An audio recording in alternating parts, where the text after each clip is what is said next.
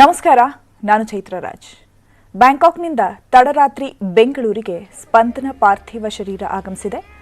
ಈಗ ತಂದೆ ಬಿಕೆ ಶಿವರಾಮ್ ಮನೆಯಲ್ಲಿ ಅಂತಿಮ ದರ್ಶನಕ್ಕೆ ವ್ಯವಸ್ಥೆಯನ್ನು ಮಾಡಿಕೊಳ್ಳಲಾಗಿದೆ. ಈಡಿಗ ಸಂಪ್ರದಾಯದಂತೆ ಪೂಜಾ ವಿಧಿವಿಧಾನಗಳನ್ನು ಕೂಡ ನೆರವೇರಿಸಲಾಗ್ತಾ ಇದೆ. ಇನ್ನು ದೃಶ್ಯದಲ್ಲಿ ನೋಡ್ತಾ ಇದ್ದೀರಾ, ವಿಜಯ್ ರಾಘವೇಂದ್ರ ಕೂಡ ಅಲ್ಲಿದ್ದಾರೆ.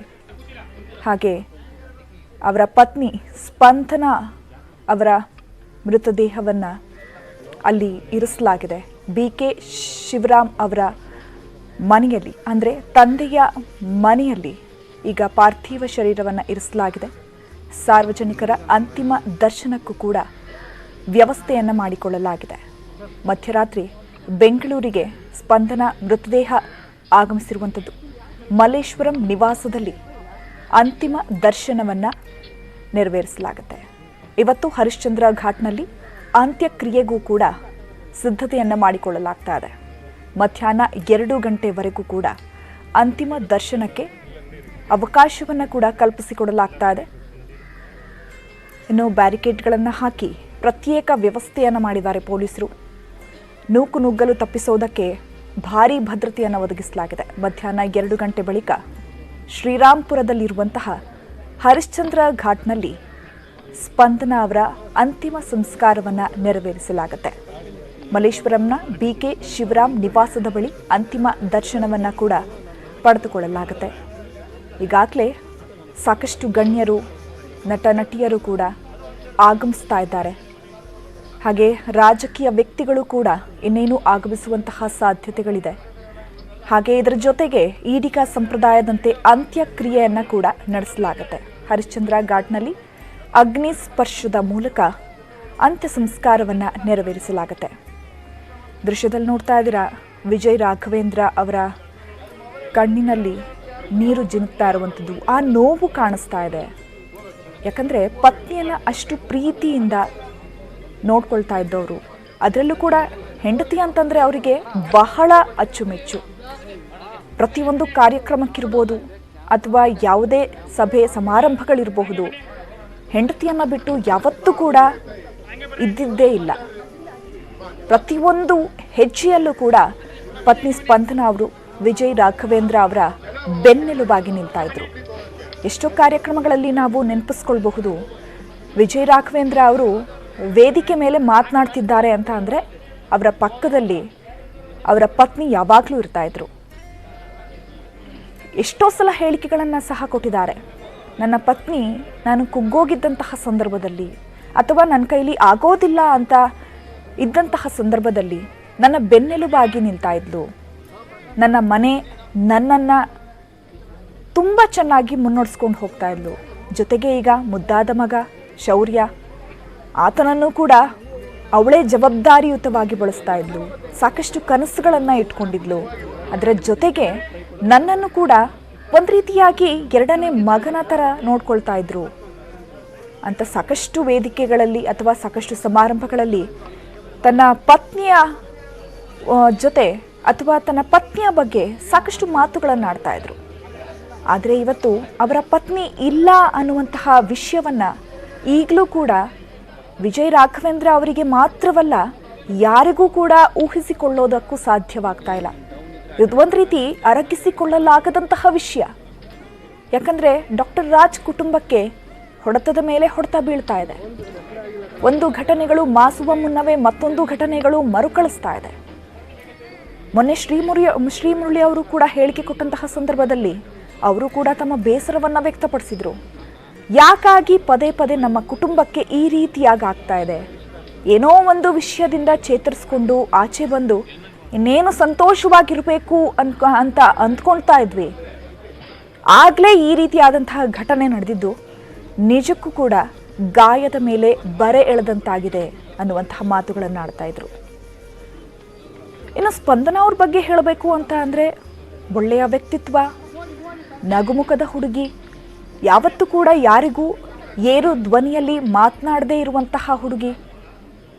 ತಾನಾಯಿತು, ತನ್ನ ಕೆಲಸಗಳಾಯಿತು, ತನ್ನ ಕುಟುಂಬವಾಯಿತು ಅನ್ನುವಂತಹ ವಿಚಾರದಲ್ಲಿ ಮಾತ್ರ ಸ್ಪಂದನ ಅವರು ಸಾಕಷ್ಟು ಪ್ರಾಮುಖ್ಯತೆಯನ್ನು ಕೊಡ್ತಾ ಇದ್ರು. ಹಾಗೆ ವಿಜಯ್ ರಾಘವೇಂದ್ರ ಅವರ ಸಿನಿಮಾಗಳಿರ್ಬೋದು, ಆ ಸಿನಿಮಾಗಳಲ್ಲಿ ಖುದ್ದಾಗಿ ತಾವೇ ಶೂಟಿಂಗ್ ಸ್ಪಾಟ್ಗೆ ಹೋಗ್ತಾ ಇದ್ರು, ಅವ್ರ ಜೊತೆ ಮಾತುಕತೆಗಳನ್ನು ಆಡ್ತಾ ಇದ್ರು. ವಿದೇಶಕ್ಕೆ ಹೋದಂತಹ ಸಂದರ್ಭದಲ್ಲೂ ಕೂಡ ಅವರ ಜೊತೆಗೆ ಪ್ರಯಾಣವನ್ನು ಬಳಸ್ತಾ ಇದ್ರು. ಈಗಲೂ ಕೂಡ ಶೂಟಿಂಗ್ ನಡೀತಾ ಇದ್ದಂತಹ ಸಂದರ್ಭದಲ್ಲಿ ಬ್ಯಾಂಕಾಕ್ಗೂ ಕೂಡ ತಮ್ಮ ಸ್ನೇಹಿತರ ಜೊತೆ, ಕಸಿನ್ಸ್ ಜೊತೆ ವಿದೇಶಕ್ಕೆ ಪ್ರಯಾಣವನ್ನು ಬೆಳೆಸಿದ್ರು. ಒಂದು ಕಡೆ ಶೂಟಿಂಗ್ ನಡೀತಾ ಇದ್ರೆ ಮತ್ತೊಂದು ಕಡೆ ಇಲ್ಲಿ ಸ್ನೇಹಿತರ ಜೊತೆ ಮತ್ತು ಕುಟುಂಬಗಳ ಜೊತೆ ಕಾಲವನ್ನು ಕಳೀತಾ ಇದ್ದಂತಹ ಸಂದರ್ಭದಲ್ಲಿ ಈ ರೀತಿಯಾದಂತಹ ಘಟನೆ ನಡೆಯುತ್ತೆ ಅಂತ ಯಾರೂ ಕೂಡ ಊಹೆಯನ್ನು ಮಾಡಿಕೊಂಡಿರಲಿಲ್ಲ. ಈಗ ಈಡಿಗ ಸಂಪ್ರದಾಯದಂತೆ ಅಂತ್ಯಕ್ರಿಯೆಯನ್ನು ಕೂಡ ನೆರವೇರಿಸಲಾಗುತ್ತೆ. ಈಗ ಶ್ರೀ ಮುರಳಿ ಅವರು ಕೂಡ ಪೂಜೆಯಲ್ಲಿ ಮಿಂದಿದ್ದಾರೆ. ಸಾಕಷ್ಟು ಜನ ಕೂಡ ಸೇರಿರುವಂಥದ್ದನ್ನು ದೃಶ್ಯದಲ್ಲಿ ನೋಡ್ತಾ ಇದ್ದೀರಾ.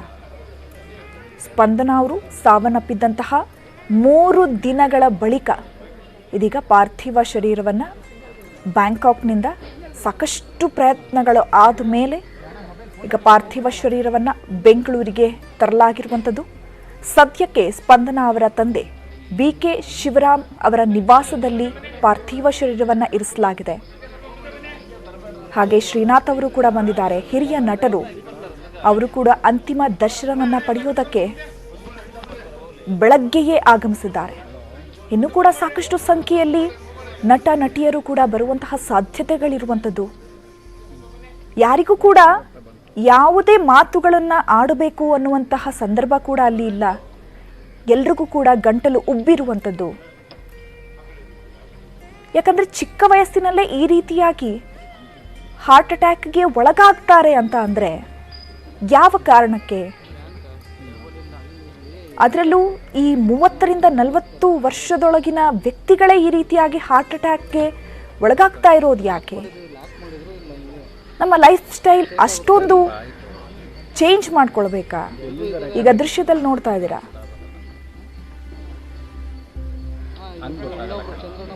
BK ಶಿವರಾಮ್ ಅವರ ಮಗಳು ಅಂತಾನೆ ಗೊತ್ತಿರೋದಿಲ್ಲ ವಿಜಯ್ ರಾಘವೇಂದ್ರ ಅವರಿಗೆ. ಆದರೆ ಎಲ್ಲೋ ಒಂದು ಕಡೆ ಸ್ಪಂದನ ಅವರನ್ನು ನೋಡಿದ ತಕ್ಷಣವೇ ಲವ್ ಎಟ್ ಫಸ್ಟ್ ಸೈಟ್ ಅಂತ ಹೇಳ್ತಾರಲ್ಲ, ಆ ರೀತಿಯಾಗಿ ಅವರಿಗೆ ಅವ್ರ ಮೇಲೆ ಪ್ರೀತಿ ಆಗುತ್ತೆ.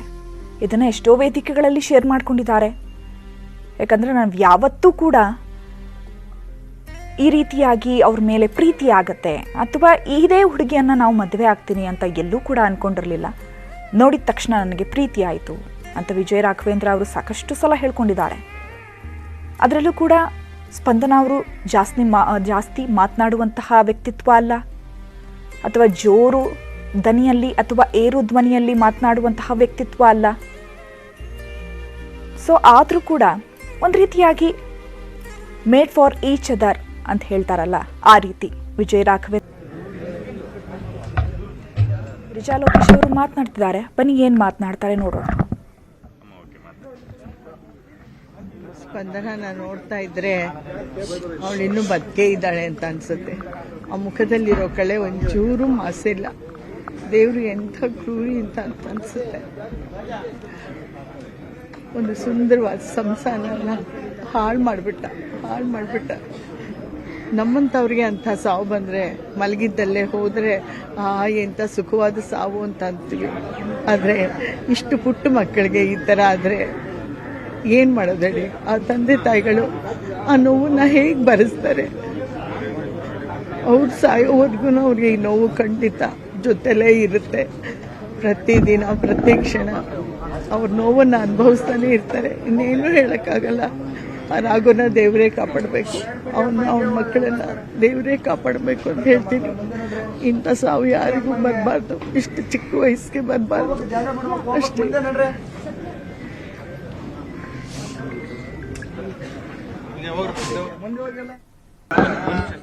ಏನು ಹೇಳಬೇಕು ಅಂತ ಗೊತ್ತಾಗ್ತಾ ಇಲ್ಲ.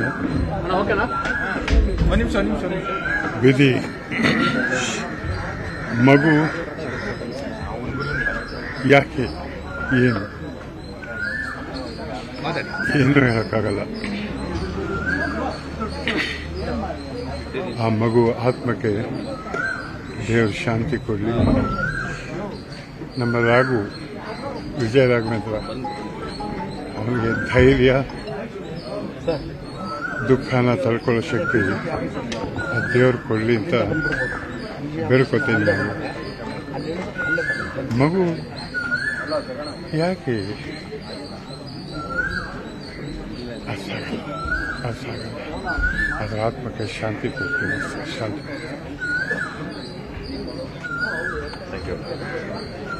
ಶಾಸಕ ಡಾಕ್ಟರ್ ಅಜಯ್ ಸಿಂಗ್ ಎಂಬ